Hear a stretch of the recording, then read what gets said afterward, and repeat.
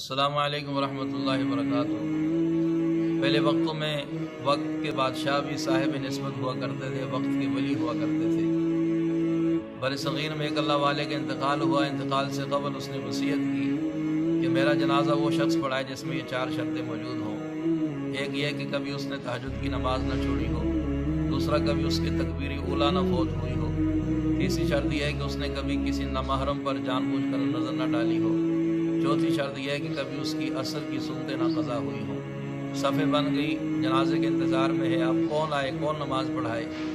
ایک مجمع سے شخص نکلا، سر پہ کپڑا ڈالا ہوا تھا، میت کے قریب جا کر کہتا ہے اللہ والے خود تو چلا گیا، مجھے لوگوں میں رسوا کر گیا، اگر میں جنازہ نہیں پڑھاتا تو گناہ گار ہوتا ہوں، اگر جنازہ پڑھاتا ہوں تو میرا پردہ فاش ہوتا ہے۔ اس شخص نے جب مجمع کی طرف منہ کر کے اپنے سر سے کپڑا ہٹایا، لوگ حیران رہ گئے۔ وہ ہندوستان کا بادشاہ التمش تھا۔ اس وقت کے بادشاہ بھی صاحب نسبت ہوا کرتے تھے۔ اللہ ہمیں بھی ایسے لوگوں کی قیادت نصیب